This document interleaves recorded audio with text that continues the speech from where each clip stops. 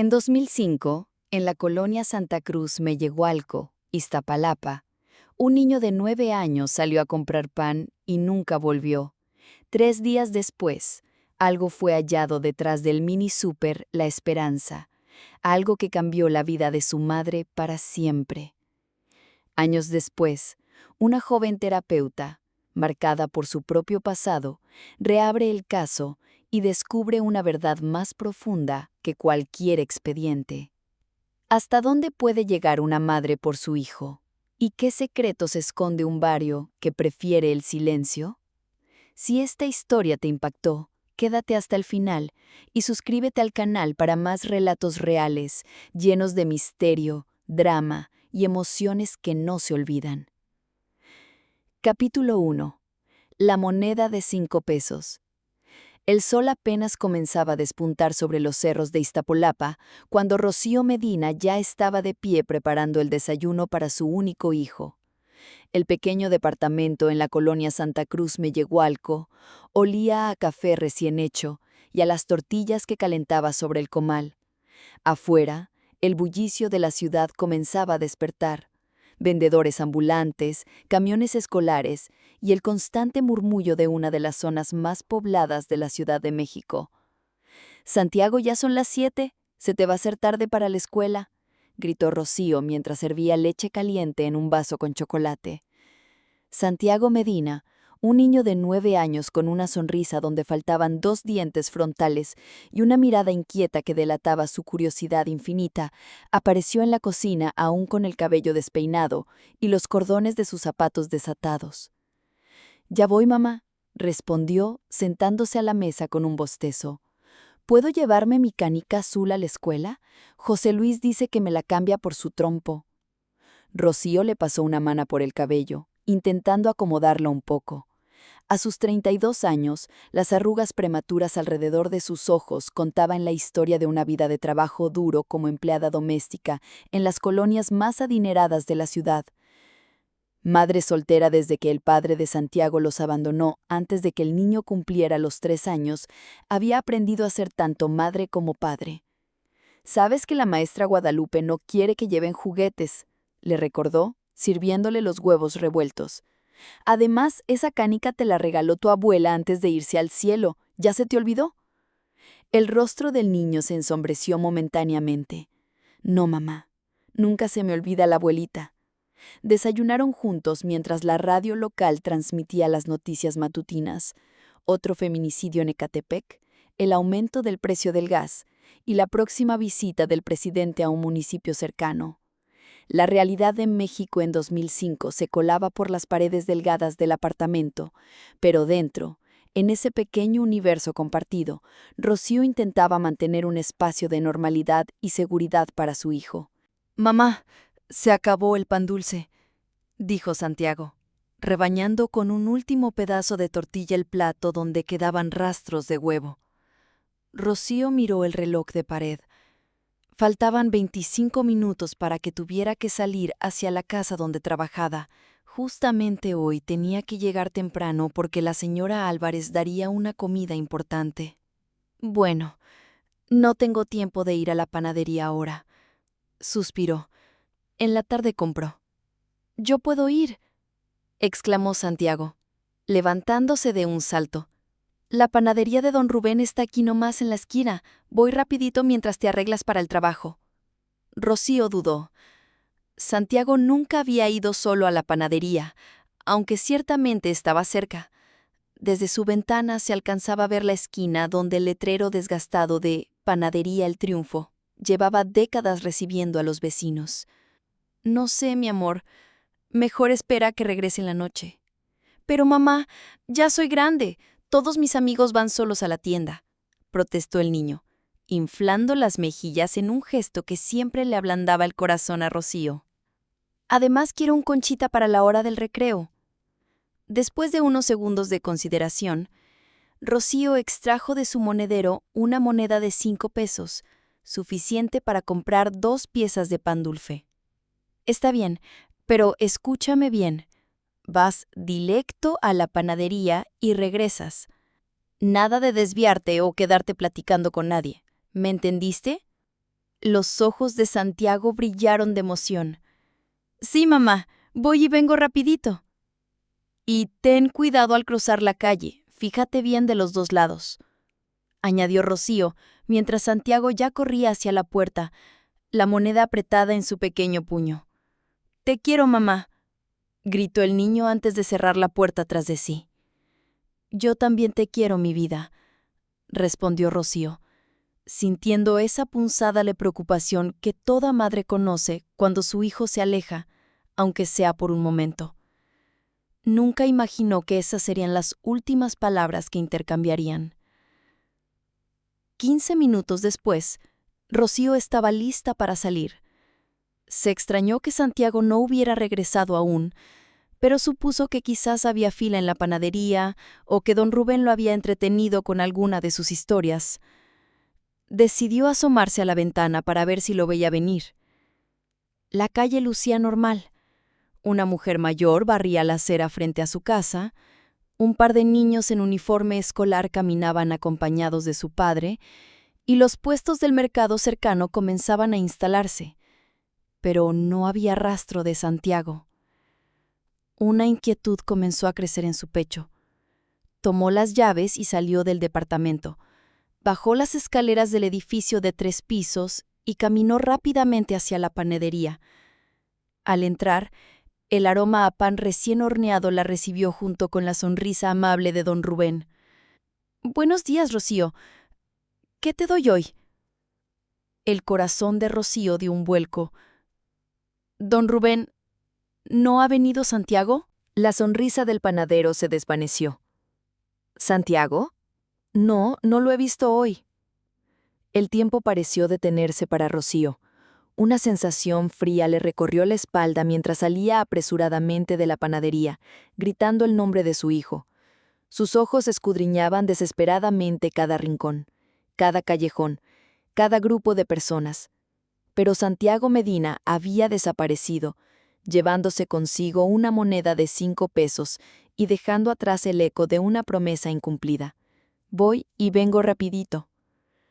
Si quieres descubrir qué sucedió con Santiago y acompañar a Rocío en su desesperada búsqueda, no te pierdas el próximo capítulo de esta historia.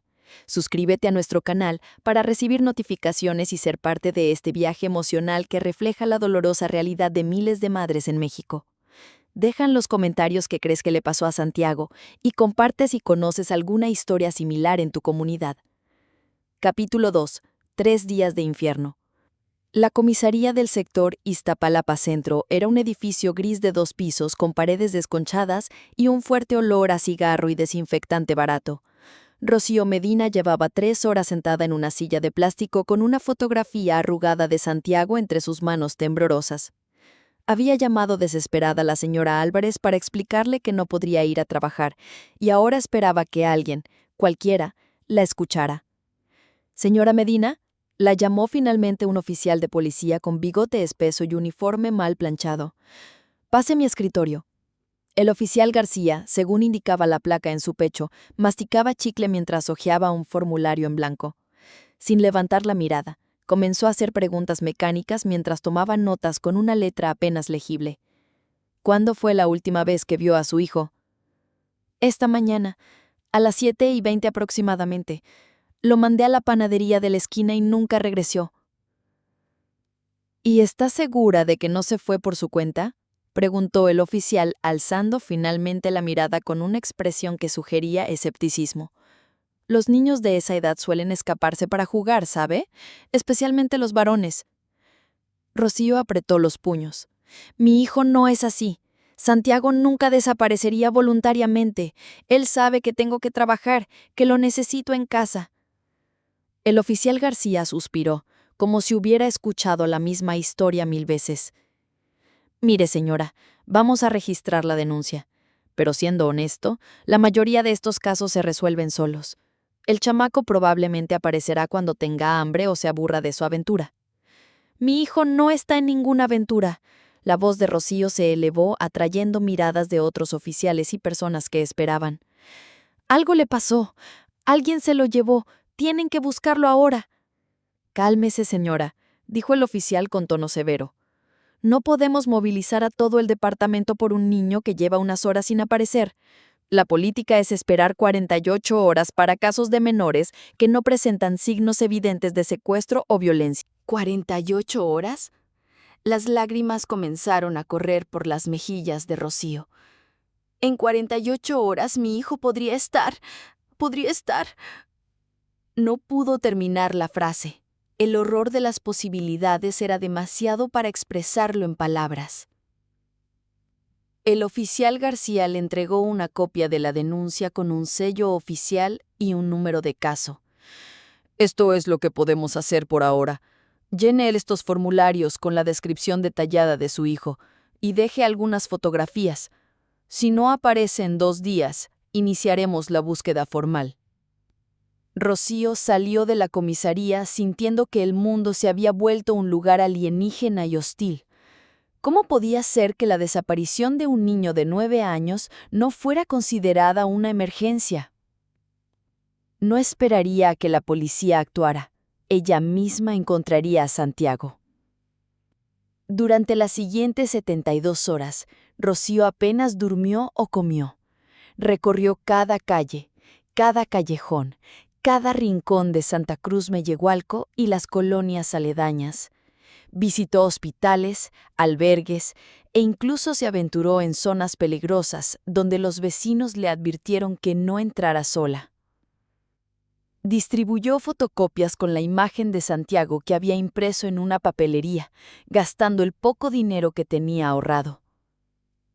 La segunda noche, mientras pegaba carteles cerca del mercado de la Purísima, una mujer mayor se le acercó.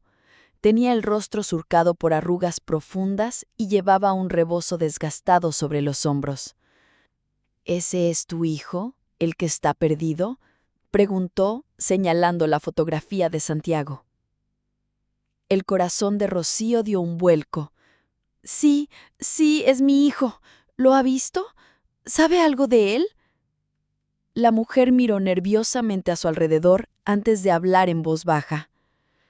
No lo he visto, pero deberías buscar detrás del mercado, en el terreno baldío. ¿El terreno baldío? ¿Por qué ahí? Porque ahí es donde a veces aparecen cosas que la gente quiere ocultar, respondió la anciana con una mirada cargada de significado. Ve cuando salga el sol, no vayas de noche, es peligroso. Antes de que Rocío pudiera hacerle más preguntas, la mujer se alejó, perdiéndose entre los puestos del mercado que comenzaban a cerrar. Esa noche, en su apartamento vacío, Rocío se arrodilló frente a la pequeña imagen de la Virgen de Guadalupe que mantenía en un rincón de la sala. Nunca había sido particularmente religiosa, pero ahora rezaba con una desesperación que surgía desde lo más profundo de su ser. Virgencita, devuélveme a mi hijo, te lo suplico. Si está vivo, protégelo. Si está en tu gloria, dame la fuerza para soportarlo y la oportunidad de despedirme de él. El amanecer del tercer día encontró a Rocío caminando hacia el mercado de la Purísima. La actividad comercial aún no comenzaba y las calles estaban desiertas, excepto por algunos barrenderos y vendedores que preparaban sus puestos. Rodeó el mercado hasta llegar a la parte trasera, donde un terreno baldío lleno de escombros, basura y maleza alta se extendía por casi media manzana. Con el corazón martillando en su pecho, Rocío comenzó a adentrarse en aquel lugar desolado. El olor a basura podrida y aguas estancadas le revolvió el estómago, pero continuó avanzando, apartando la maleza con las manos, escudriñando cada centímetro del terreno. Después de casi 1 hora de búsqueda, cuando el sol ya había ascendido lo suficiente para iluminar completamente el lugar, Rocío la vio. Una bolsa negra de plástico, atada con cinta gris, parcialmente oculta entre unos arbustos secos y un montón de escombros. El tiempo pareció detenerse. Un zumbido extraño llenó sus oídos mientras se acercaba lentamente a la bolsa. Una parte de ella quería dar media vuelta y huir, negar la posibilidad de lo que podría encontrar. Otra parte, La parte madre, que necesitaba saber, la impulsaba hacia adelante. Con manos temblorosas, Rocío se arrodilló junto a la bolsa. Era más pequeña de lo que parecía a distancia, del tamaño aproximado de una mochila escolar. La cinta gris estaba firmemente atada, formando un nudo complejo que requirió varios intentos para deshacer. Cuando finalmente abrió la bolsa, el mundo a su alrededor se desvaneció por completo. Dentro no estaba el cuerpo de Santiago, como había temido en sus peores pesadillas. En cambio, encontró una mochila escolar roja con dibujos de superhéroes, la mochila de Santiago, que contenía su cuaderno de matemáticas, un lápiz mordisqueado y algo que hizo que un grito desgarrador escapara de su garganta. La camiseta favorita de su hijo, manchada de lo que parecía ser sangre, junto con un pequeño zapato deportivo que Santiago llevaba puesto aquella fatídica mañana. Y en el fondo de la mochila, como una burla macabra, la moneda de 5 pesos que ella le había dado para comprar pan. Rocío abrazó aquellas pertenencias contra su pecho mientras las lágrimas corrían libremente por su rostro. No necesitaba que nadie le dijera lo que aquello significaba. Su Santiago, su pequeño de sonrisa traviesa y preguntas infinitas, no volvería a casa. El grito que emergió de lo más profundo de su ser no era humano. Era el aullido primigenio de una madre que pierde a su hijo, un sonido tan antiguo como la humanidad misma y tan desgarrador que varios vendedores del mercado acudieron corriendo, solo para encontrar a una mujer destrozada, meciéndose adelante y atrás, abrazando las pertenencias ensangrentadas de un niño que ya no volvería a pedir conchas para el recreo. Capítulo 3. La terapeuta. Iztapalapa, Ciudad de México, 2019. Ángela Dorantes acomodó los pocos objetos personales que había traído para su nuevo consultorio: un pequeño cactus, una fotografía enmarcada de su familia y un título universitario que certificaba su especialización en trauma y atención a víctimas. A sus 28 años, había conseguido finalmente establecer su propia práctica como terapeuta comunitaria en uno de los barrios más necesitados de la ciudad.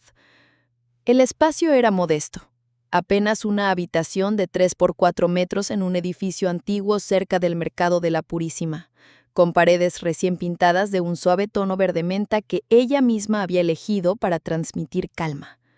Una ventana pequeña dejaba entrar la luz natural, iluminando el sofá desgastado pero limpio donde se sentarían sus pacientes, y el escritorio de segunda mano que había comprado en un mercado de pulgas. ¿Necesitas ayuda con algo más?, preguntó Martín, el encargado del edificio, asomándose por la puerta entreabierta. Era un hombre mayor, de unos 60 años, con el cabello completamente blanco y ojos amables detrás de unas gafas pasadas de moda. No, gracias, creo que ya tengo todo listo, respondió Ángela con una sonrisa. Solo espero que vengan pacientes. Martín se apoyó en el marco de la puerta. Vendrán, no te preocupes.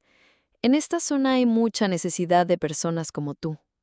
Demasiado dolor guardado, demasiados secretos. Algo en su tono hizo que Ángela lo mirara con más atención. ¿A qué se refiere exactamente? El hombre se encogió de hombros.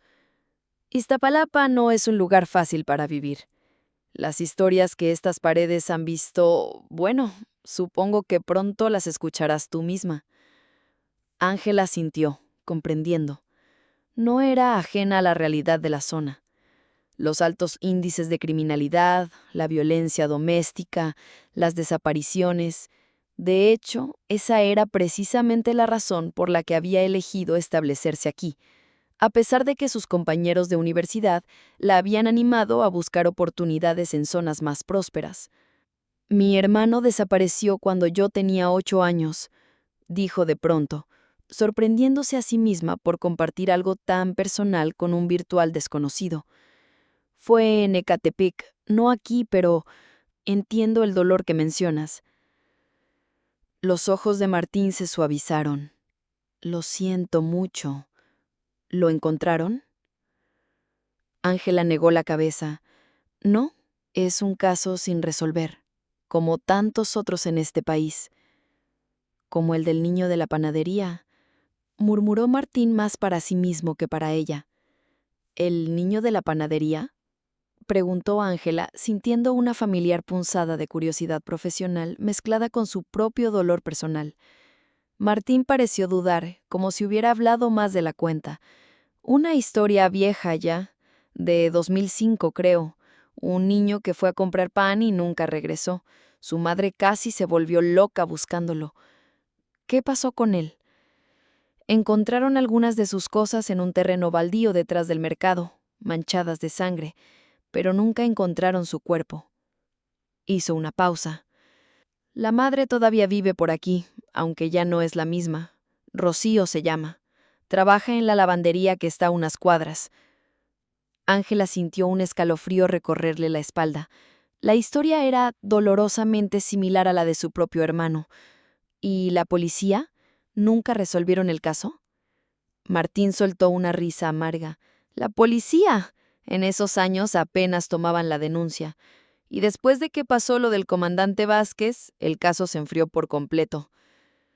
¿Qué pasó con el comandante Vázquez? Ángela no podía evitar querer saber más. Apareció muerto un mes después. Oficialmente fue un asalto, pero...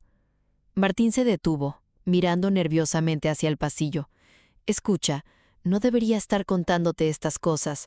Son historias viejas y peligrosas. Mejor concéntrate en tu trabajo y en ayudar a quienes puedas ayudar ahora. Con esas palabras se despidió y se alejó por el pasillo, dejando a Ángela con más preguntas que respuestas, y una inquietud que conocía demasiado bien, la necesidad de saber, de entender, de encontrar algún tipo de resolución aunque fuera para otros, ya que nunca la había encontrado para sí misma. Los primeros días en su nueva consulta fueron lentos. Algunos vecinos se asomaban por curiosidad, pero pocos se atrevían a entrar. Ángela había puesto un cartel en la entrada ofreciendo sesiones gratuitas para quienes no pudieran pagar y tarifas reducidas para todos los demás. Poco a poco comenzó a formar una pequeña clientela. Mujeres víctimas de violencia doméstica, adolescentes lidiando con adicciones y ancianos abrumados por la soledad y los recuerdos. Pero su mente seguía volviendo a la historia de Rocío y su hijo desaparecido. Cada vez que pasaba frente a la lavandería, aminoraba el paso, esperando vislumbrar a la mujer que Martín había descrito, aunque no estaba segura de cómo la reconocería. Una tarde lluviosa, mientras cerraba su consultorio, Ángela se detuvo frente a la puerta de la comisaría local. Quizás podría consultar los archivos del caso como parte de una investigación académica sobre el impacto psicológico de los crímenes sin resolver en las comunidades. Era una excusa delgada, pero valía la pena intentarlo. El oficial de turno, un joven que apenas parecía mayor que ella, la escuchó con escepticismo. Los archivos físicos de casos tan antiguos están en el almacén del sótano. Es un desastre allá abajo, y necesitaría autorización especial para acceder. Ángela estaba a punto de insistir cuando una voz femenina intervino desde un escritorio cercano. «Yo puedo ayudarte con eso». La mujer que se acercó vestía el uniforme de la policía, pero algo en su actitud sugería que no era una oficial común. Se presentó como la teniente Rivera, encargada de la unidad de casos no resueltos. «Si es para una investigación académica, puedo darte acceso supervisado a algunos archivos, pero necesito saber exactamente qué buscas y por qué». Ángela dudó. Algo le decía que debía ser honesta con esta mujer. «Estoy interesada en el caso de Santiago Medina, un niño que desapareció en 2005 yendo a comprar pan.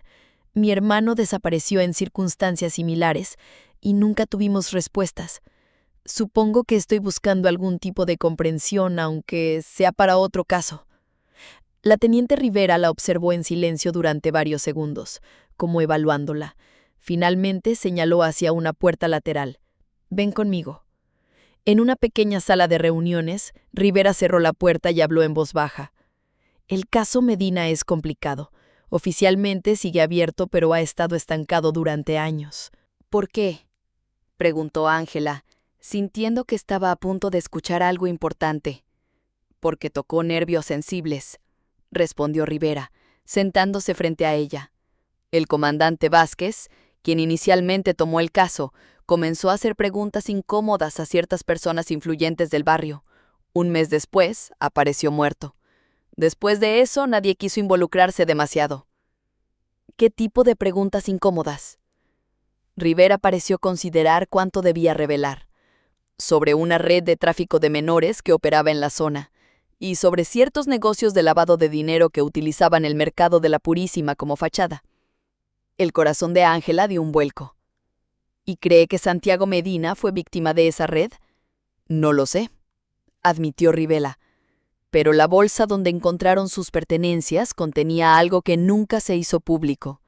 Una tarjeta de visita de un restaurante llamado El Paraíso, que era conocido entre los oficiales como un punto de encuentro para personas involucradas en actividades ilícitas. El restaurante cerró poco después del hallazgo. ¿La madre lo sabe? ¿Rocío Medina? No todos los detalles, para protegerla.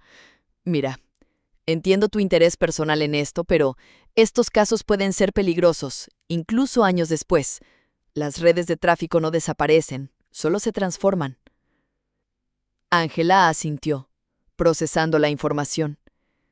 Solo quiero hablar con ella, con Rocío. Tal vez pueda ayudarla como terapeuta. Rivera la miró con una mezcla de comprensión y preocupación. Ten cuidado. Las heridas como estas nunca cierran completamente. Al día siguiente, Ángela entró en la lavandería donde trabajaba Rocío Medina. Era un local pequeño y caluroso, lleno del vapor de las máquinas industriales y el olor a detergente. Tras el mostrador, una mujer de unos 40 y tantos años doblaba sábanas meticulosamente. Tenía el cabello recogido en una coleta severa y un rostro que parecía tallado en piedra, hermoso en su estructura, pero endurecido por el sufrimiento. «Buenas tardes», saludó Ángela. «¿Es usted Rocío Medina?» La mujer levantó la mirada, sus ojos vacíos de cualquier expectativa. «Sí, soy yo. ¿En qué puedo ayudarle?» «Mi nombre es Ángela Dorantes. Soy terapeuta comunitaria», comenzó, sintiendo de pronto que todas sus palabras ensayadas sonaban inadecuadas. «Me gustaría hablar con usted sobre Santiago». El nombre flotó en el aire entre ellas como un fantasma. Los ojos de Rocío se estrecharon. Una chispa de algo. Dolor, rabia, esperanza, iluminándolos momentáneamente. «¿Quién le habló de mi hijo?», preguntó con voz controlada, aunque sus manos habían dejado de doblar, aferrándose ahora con fuerza a la sábana. «Estoy investigando casos de desapariciones no resueltas. Mi propio hermano desapareció cuando yo era niña. Nunca lo encontramos». La expresión de Rocío se suavizó ligeramente. «Lo siento mucho». «Yo también siento lo de Santiago», respondió Ángela. «Y me preguntaba si podríamos hablar, no como terapeuta y paciente necesariamente, sino como dos personas que han vivido experiencias similares». Rocío la estudió durante un largo momento, como buscando algo en su rostro. Finalmente, miró el reloj en la pared. «Termino mi turno en 1 hora. Hay una cafetería en la esquina. La espero ahí». Ángela asintió y salió de la lavandería con el corazón acelerado. No estaba segura de qué esperaba lograr exactamente, pero sentía que estaba dando el primer paso hacia algo importante, para Rocío, para sí misma, y quizás, de alguna manera que aún no comprendía, para Santiago y su hermano desaparecido. Lo que no sabía era que esa conversación pondría en marcha una cadena de eventos que desenterraría secretos largamente ocultos en Iztapalapa y que la enfrentaría con personas dispuestas a todo para que el pasado permaneciera enterrado. Capítulo 4. Cicatrices abiertas. La cafetería El Rinconcito Era un local estrecho con paredes amarillentas y ventiladores de techo que apenas movían el aire caliente. A esa hora de la tarde estaba casi vacío, excepto por un par de ancianos que jugaban dominó en una esquina y el dueño, un hombre corpulento que limpiaba vasos detrás de la barra con un trapo de dudosa limpieza. Ángela eligió una mesa al fondo, desde donde podía ver la puerta, pidió un café americano y esperó, repasando mentalmente las preguntas que quería hacer, consciente de que debía proceder con delicadeza. No era una investigadora policial, sino una terapeuta, y aunque su curiosidad personal la había llevado hasta allí, su primer deber era no causar más daño. Rocío Medina entró puntualmente una hora después. Se había cambiado el uniforme de la lavandería por unos jeans simples y una blusa azul. Con el cabello suelto y sin el gesto tenso que mantenía en el trabajo, parecía más joven y más vulnerable. «Gracias por venir», dijo Ángela cuando Rocío se sentó frente a ella. «No sé por qué estoy aquí», admitió Rocío, pidiendo un té al mesero que se acercó. «Han pasado 14 años. He hablado con policías, periodistas, videntes y hasta con un detective privado que me cobró 3 meses de sueldo para decirme lo que ya sabía, que mi hijo está muerto y que nadie pagará por ello». Ángela asintió comprendiendo el escepticismo de la mujer. «No estoy aquí para resolver el caso ni para hacer promesas que no puedo cumplir. Estoy aquí porque entiendo, al menos en parte, lo que significa vivir con la incertidumbre. Mi hermano desapareció cuando yo tenía 8 años. Se llamaba Gabriel». Los ojos de Rocío se suavizaron ligeramente. «¿Cuántos años tenía él?» 12, respondió Ángela, sintiendo el familiar nudo en la garganta. «Salió a comprar cigarrillos para mi padre y nunca regresó, como Santiago». El silencio que siguió estaba cargado de un entendimiento mutuo que solo quienes han experimentado ese tipo específico de pérdida pueden compartir. «La diferencia», continuó Ángela, «es que mi familia se desmoronó. Mi padre empezó a beber, mi madre cayó en una depresión profunda, se divorciaron 3 años después. Nadie hablaba de Gabriel, como si hubiera sido un sueño que todos tuvimos y no una persona real». Hizo una pausa. «¿Pero tú no hiciste eso con Santiago? Tú seguiste luchando». Rocío tomó un sorbo de su té, sus manos ligeramente temblorosas. «¿De qué sirve luchar cuando todos los caminos están bloqueados? La policía cerró el caso prácticamente. El expediente sigue abierto, pero es solo un papel en un archivero. Nadie lo toca». «La teniente Rivera me dijo que sigue interesada en el caso», mencionó Ángela. La mirada de Rocío se agudizó. «¿Hablaste con Rivera? ¿Por qué?» «Porque quiero entender, no solo por ti o por Santiago, sino también por Gabriel, por mí». Ángela inclinó la cabeza.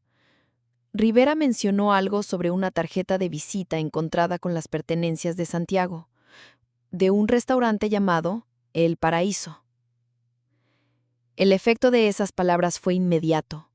El color abandonó el rostro de Rocío y su mano se tensó tanto alrededor de la taza que, por un momento, Ángela temió que la rompiera. «¿De dónde sacaste esa información?». La voz de Rocío era apenas un susurro tenso. «Rivera me lo contó. ¿Tú lo salías?». Rocío miró nerviosamente alrededor antes de inclinarse hacia adelante. «No oficialmente, pero robé una mirada al expediente una vez, cuando el oficial que lo llevaba salió a fumar.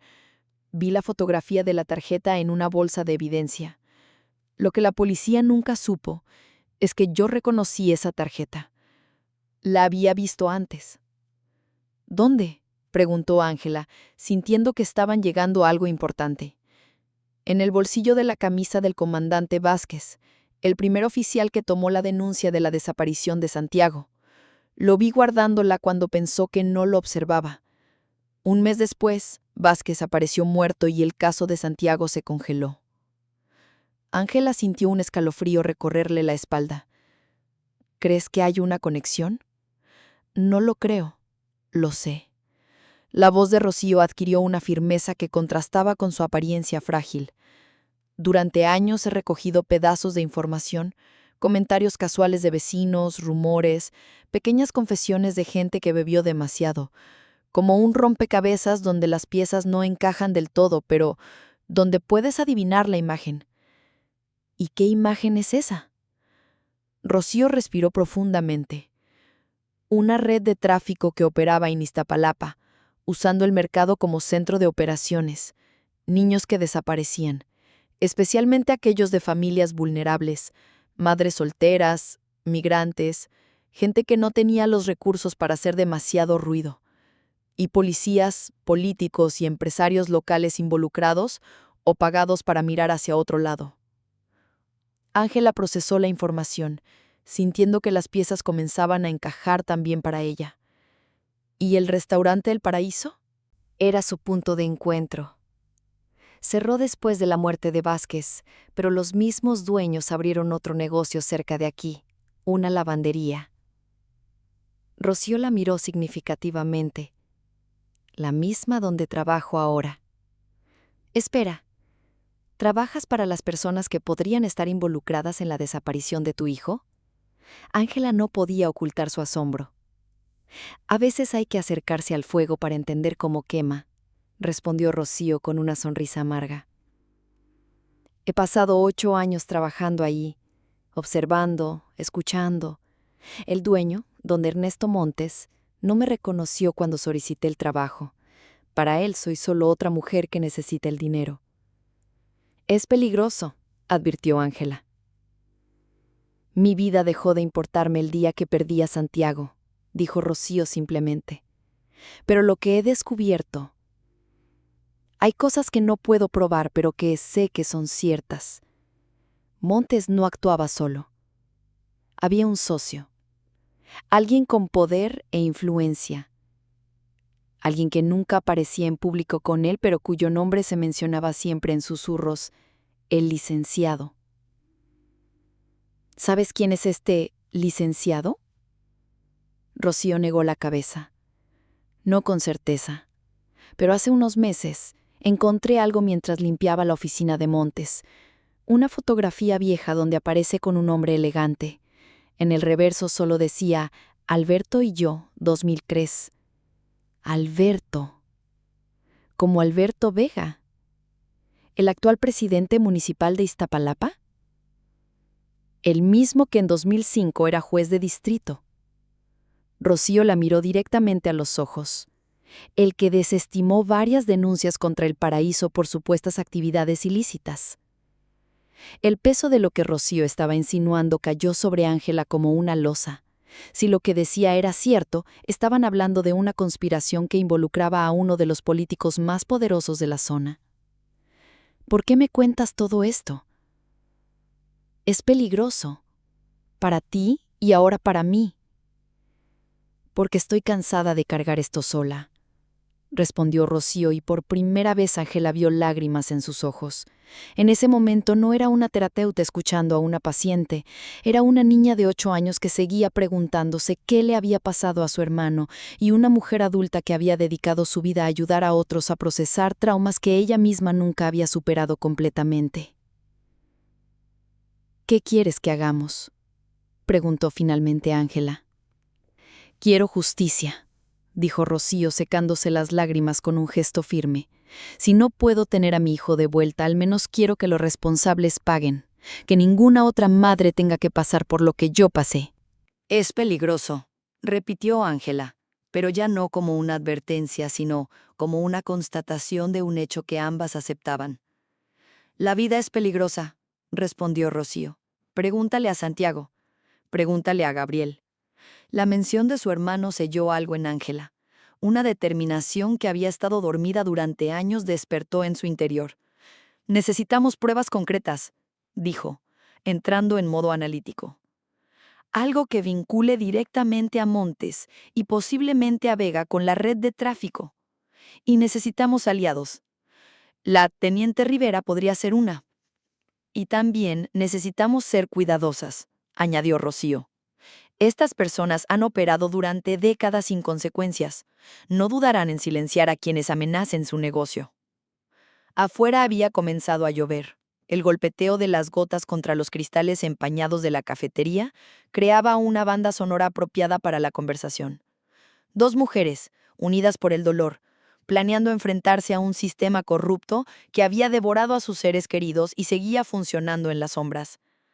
Lo que no sabían era que, en una mesa cercana a la entrada, un hombre que había entrado silenciosamente durante su conversación fingía leer un periódico mientras escuchaba cada palabra, y que en cuanto ellas se despidieron, tomaría su teléfono para hacer una llamada que pondría en marcha una reacción que amenazaría sus vidas.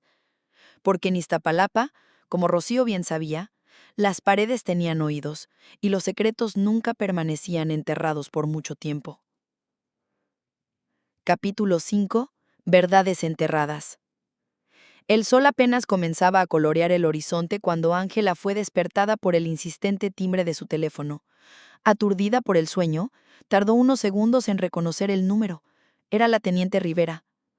«¿Diga?», respondió con voz ronca. «Necesito verte, ahora. En el parque frente a la estación. Ven sola». Antes de que Ángela pudiera preguntar más, la llamada se cortó. Se vistió apresuradamente, una sensación de inquietud creciendo en su estómago. Las últimas 2 semanas desde su conversación con Rocío habían sido intensas. Habían estado recopilando información, conectando puntos, construyendo un caso contra Ernesto Montes y sus posibles cómplices. Rivera se había convertido en una aliada cautelosa, proporcionando acceso a archivos policiales y consejos sobre cómo proceder sin alertar a las personas equivocadas. El parque estaba desierto a esa hora temprana, excepto por algunos corredores matutinos y trabajadores que se dirigían a sus empleos. Rivera ya estaba ahí, sentada en un banco apartado, vistiendo ropa civil en lugar de su uniforme habitual. Su expresión era grave. «Alguien entró a mi oficina anoche», dijo sin preámbulos, cuando Ángela se sentó a su lado. Revisaron los archivos del caso Medina y otros relacionados con desapariciones en la zona. Ángela sintió que se le helaba la sangre. «¿Crees que saben lo que estamos haciendo?». No lo creo. Lo sé. Rivera le entregó un sobre Manila. Esta mañana encontré esto en mi coche. Son fotografías tuyas y de Rocío saliendo de la cafetería El Rinconcito. Y hay más. Tú entrando a la comisaría, yo dándote acceso a los archivos, Rocío en la lavandería. Con manos temblorosas, Ángela examinó las fotografías. Eran de alta calidad, tomadas con un teleobjetivo profesional. En el reverso de una de ellas, escrito con una caligrafía precisa, había un mensaje. El curioso caso de las mujeres que hacen demasiadas preguntas. «Esto es una amenaza», murmuró Ángela. «Es más que eso», respondió Rivera, bajando aún más la voz. «Es una advertencia, y viene de arriba». Hizo una pausa significativa.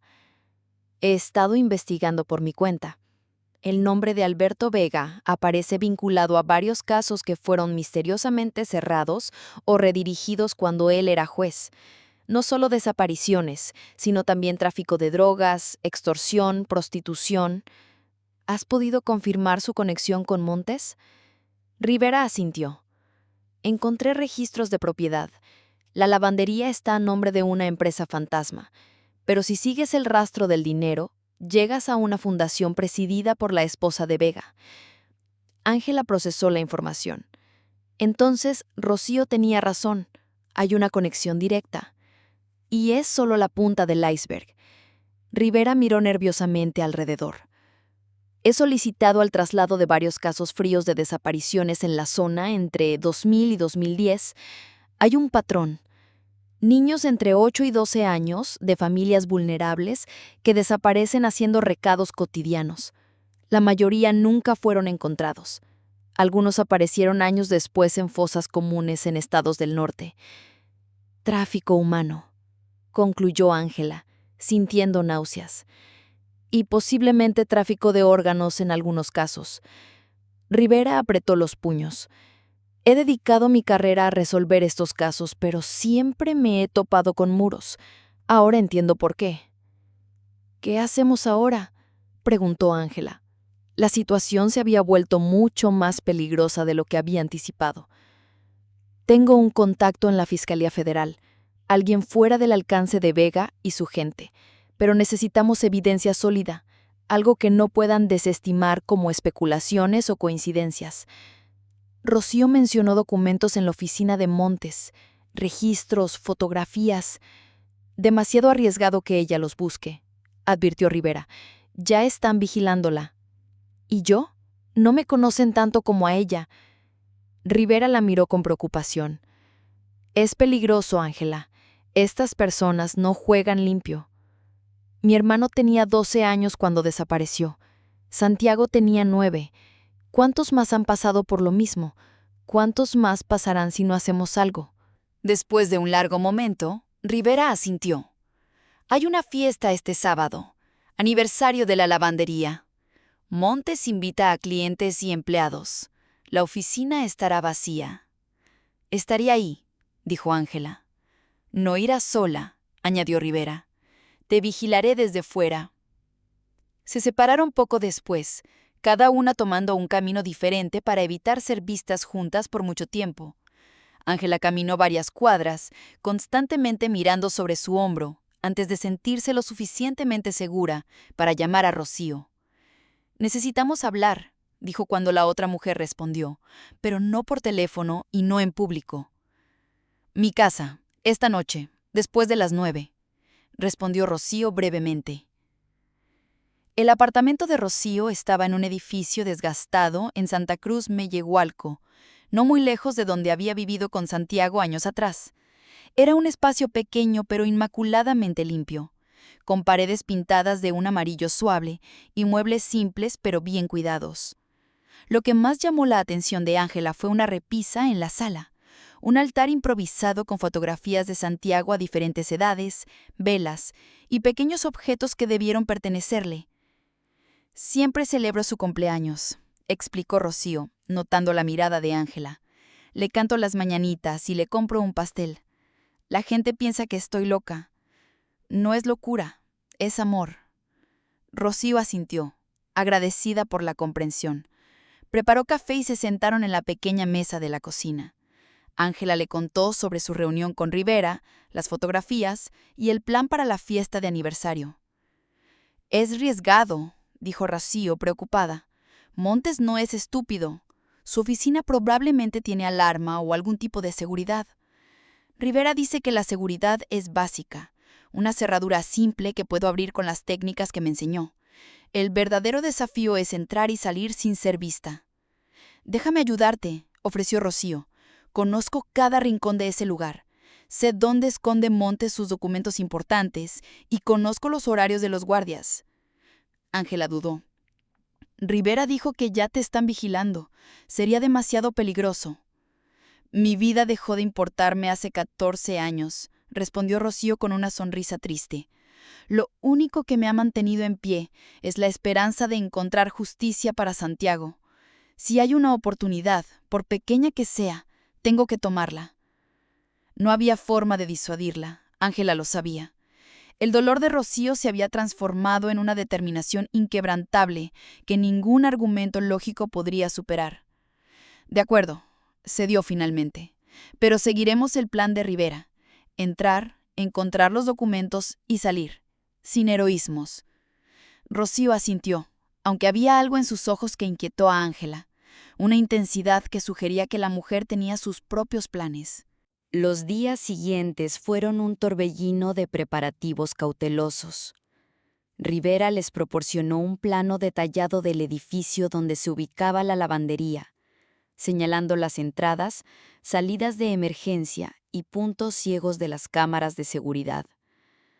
Rocío, por su parte, dibujó un mapa minucioso de la oficina de Montes, indicando dónde guardaba diferentes tipos de documentos. El sábado por la noche, durante la fiesta, la mayoría del personal estará en el patio trasero donde montarán una carpa, explicó Rocío. Montes estará ocupado haciendo de anfitrión. Es nuestra mejor oportunidad. La noche del sábado llegó más rápido de lo que cualquiera de ellas hubiera deseado.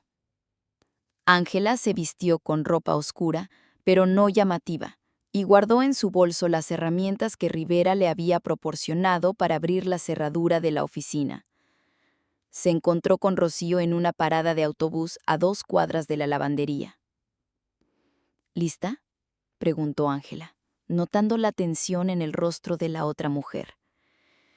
He estado lista durante 14 años, respondió Rocío, su voz firme a pesar del temblor en sus manos.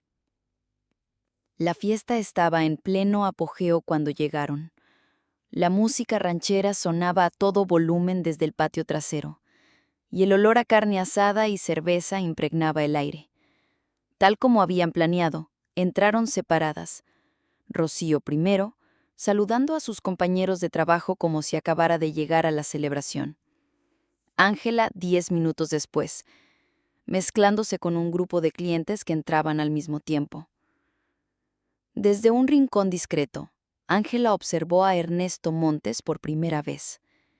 Era un hombre de unos 60 años, corpulento, con cabello canoso perfectamente peinado y un traje caro que contrastaba con la vestimenta casual de sus empleados. Estaba rodeado de lo que parecían ser hombres de negocios locales, riendo y bebiendo con una confianza que delataba su posición de poder.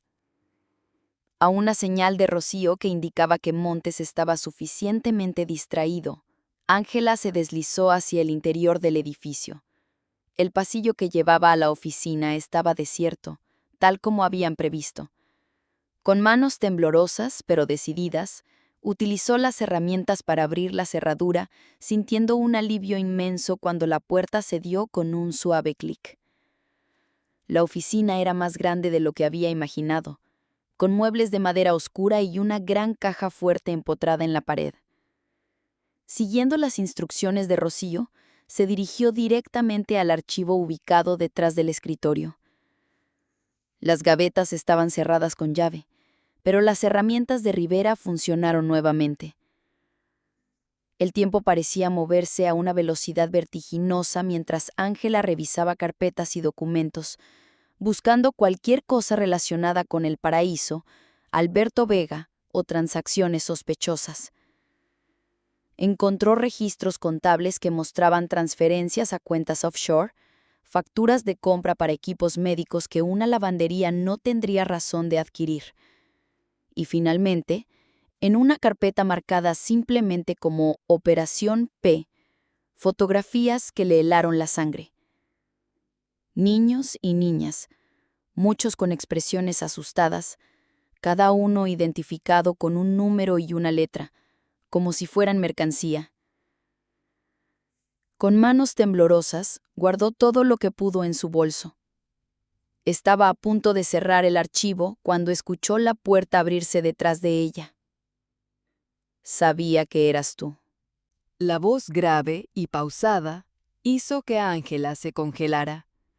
Lentamente se dio la vuelta para encontrarse cara a cara con Ernesto Montes. No estaba solo.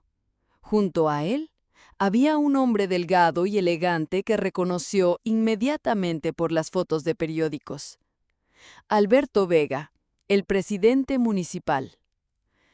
La curiosa terapeuta que hace demasiadas preguntas, continuó Montes, cerrando la puerta tras de sí. ¿Sabes? En mi negocio la discreción es fundamental. No apreciamos a quienes hurgan en asuntos ajenos. ¿Asuntos ajenos? Ángela encontró su voz, la adrenalina superando momentáneamente su miedo. ¿Así llamas al secuestro y tráfico de niños inocentes? Vega, que hasta entonces había permanecido en silencio, dio un paso adelante. Tenía el aspecto pulcro de un político experimentado, pero sus ojos eran fríos como el hielo. Señorita Dorantes, está cometiendo un grave error, dijo con voz suave pero amenazante. Lo que sea que cree haber descubierto, le aseguro que está malinterpretando la situación. También malinterpreté las fotografías, los registros de transferencias, las facturas de equipos médicos.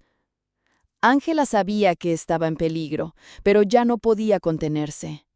¿O la conexión entre ustedes dos y la desaparición de Santiago Medina? La mención del nombre pareció sorprender a Montes. Así que de eso se trata, la amiga de Rocío. Una sonrisa cruel se dibujó en su rostro. Esa mujer nunca aprendió a dejar el pasado atrás.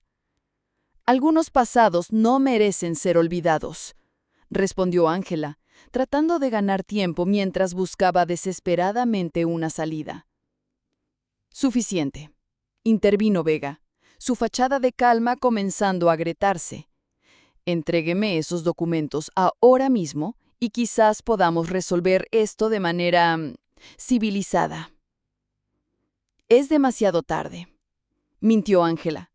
La teniente Rivera ya tiene copias de todo, y hay más personas que saben lo que ustedes han estado haciendo. Vega y Montes intercambiaron una mirada que Ángela no supo interpretar. ¿Preocupación? ¿Duda? ¿O algo más siniestro? La teniente Rivera ha sido muy útil en el pasado.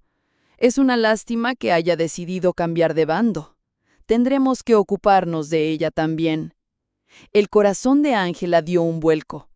Rivera estaba afuera, esperando. Si estos hombres decidían ocuparse de ella... No vas a salirte con la tuya esta vez, Ernesto. La voz de Rocío resonó desde la puerta que se había abierto silenciosamente, pero no estaba sola. Detrás de ella había varios oficiales uniformados y a su lado la teniente Rivera, con su placa en alto. Alberto Vega, Ernesto Montes, están bajo arresto por conspiración, secuestro, tráfico de personas y obstrucción de la justicia. Los siguientes minutos fueron un caos de movimientos y voces. Montes intentó escapar por una puerta lateral, solo para ser detenido por dos oficiales. Vega, manteniendo su compostura hasta el final, simplemente extendió sus muñecas para las esposas, como si todo fuera un mero inconveniente burocrático. Esto no termina aquí, le susurró a Ángela mientras lo escoltaban fuera de la oficina. Hay personas más poderosas que yo involucradas, personas a las que nunca podrán tocar. Pero Ángela ya no lo escuchaba. Había corrido hacia Rocío, abrazándola con fuerza mientras las lágrimas corrían por sus mejillas. ¿Cómo?, comenzó a preguntar. Rivera nunca confió completamente en el plan, explicó Rocío, también llorando. Sabía que era probable que nos descubrieran, así que organizó un operativo encubierto, utilizándonos como cebo para atrapar a Montes y Vega juntos con evidencia. ¿Lo sabías? ¿Sabías que éramos cebo? Ángela no podía ocultar su asombro. Rocío asintió. Rivera me lo dijo ayer. Me dio la opción de retirarme, pero... Miró hacia el altar improvisado en la oficina de Montes, donde una fotografía de Santiago destacaba entre otras de niños desaparecidos. No podía darle la espalda a mi hijo. No otra vez. Rivera se acercó a ellas, su expresión seria pero con un brillo de satisfacción en los ojos. Lo logramos. Las grabaciones de audio captaron confesiones parciales de ambos. Junto con los documentos que encontraste, Ángela, tenemos suficiente para comenzar a desmantelar toda la red. Las semanas siguientes fueron un torbellino de declaraciones, papeleo legal y revelaciones cada vez más perturbadoras. La detención de Vega y Montes destapó una red de tráfico que había operado durante más de 2 décadas en varias zonas marginadas de la Ciudad de México. Más de 30 funcionarios públicos, como policías, jueces y políticos locales, fueron implicados. Los registros encontrados en la oficina de Montes llevaron a la identificación de decenas de víctimas, algunas vivas en condiciones de explotación, otras lamentablemente fallecidas. Para Rocío, cada nueva revelación era una mezcla agridulce de vindicación y dolor renovado. Finalmente, en una fría mañana de noviembre, Rivera la llamó a la comisaría. «Encontramos algo», dijo la teniente, su voz inusualmente suave. «En una de las propiedades de Montes en Ecatepec, una fosa común». Rocío sintió que sus piernas se doblaban. Ángela, que la había acompañado, la sostuvo firmemente. «¿Santiago?», preguntó Rocío en un susurro. Rivera asintió lentamente. Los análisis preliminares de ADN coinciden, y hizo una pausa, como buscando las palabras adecuadas. También encontramos restos que podrían corresponder a Gabriel, el hermano de Ángela. Estamos esperando a la confirmación. Las dos mujeres se abrazaron, compartiendo un dolor y un alivio que solo ellas podían entender completamente. Después de tantos años de incertidumbre, finalmente podrían darles a sus seres queridos un lugar de descanso digno. 3 meses después, El cementerio de San Lorenzo Tezonco estaba tranquilo esa mañana de febrero. Una suave llovizna caía sobre las lápidas mientras un pequeño grupo se reunía alrededor de 2 tumbas recién cavadas. El funeral conjunto de Santiago Medina y Gabriel Dorantes había atraído a periodistas y activistas, pero se habían mantenido a una distancia respetuosa, permitiendo a las familias su momento de privacidad. Rocío, vestida completamente de negro pero con un pañuelo rojo, el color favorito de Santiago, atado a su muñeca, permaneció serena durante toda la ceremonia. A su lado, Ángela sostenía la mano de su madre, quien había viajado desde Monterrey para el funeral. Su padre no había podido enfrentar la situación y se había quedado en casa. Una ausencia que dolía pero que Ángela había aprendido a aceptar. Cuando los ataúdes fueron descendidos a sus tumbas, Rocío se inclinó y arrojó la moneda de 5 pesos sobre el de Santiago. «Para que compres todo el pan que quieras donde estés, mi niño», susurró. Ángela dejó caer la canica azul que había pertenecido a Santiago sobre la misma tumba. «Para que jueguen juntos», dijo simplemente. Después de la ceremonia, mientras los demás asistentes se retiraban, Rocío y Ángela permanecieron un momento más frente a las tumbas. La lluvia había cesado, y un tímido rayo de sol se filtraba entre las nubes. «¿Qué harás ahora?», preguntó Ángela. Rocío miró hacia el horizonte, donde los cerros de Iztapalapa se recortaban contra el cielo. «Seguiré luchando, por todas las madres que aún no encuentran a sus hijos, por todos los Santiagos que siguen desaparecidos». «No lo harás sola», prometió Ángela. «Rivera dice que el caso ha inspirado la creación de una unidad especial para desapariciones no resueltas. Me ha ofrecido colaborar como asesora psicológica. Y yo testificaré en cada juicio necesario hasta que todos los responsables estén tras las rejas», añadió Rocío con determinación. Se miraron y, por primera vez en mucho tiempo, ambas sonrieron sin reservas. El dolor seguiría ahí, siempre. Las cicatrices nunca desaparecerían completamente. Pero ahora también había algo más. Justicia, ¿verdad? Y la promesa de que sus esfuerzos podrían evitar que otras familias sufrieran lo mismo. Mientras se alejaban del cementerio, Rocío miró una última vez hacia atrás. Le pareció ver por un instante fugaz la silueta de un niño sonriente con una concha de pan en la mano, haciendo un gesto de despedida. Una lágrima rodó por su mejilla, pero esta vez no era solo de dolor. «Hasta siempre, mi Santiago», susurró al viento. Mamá finalmente cumplió su promesa. Si esta historia te conmovió y quieres ver más contenido como este, no olvides suscribirte a nuestro canal. Comparte en los comentarios tus reflexiones sobre el caso de Santiago y Rocío y ayúdanos a visibilizar la realidad de miles de familias que siguen buscando a sus seres queridos desaparecidos. Recuerda que cada historia compartida es una luz en la oscuridad para quienes aún esperan respuestas. Suscríbete ahora y activa la campanita para no perderte nuestros próximos episodios de Historias reales que merecen ser contadas.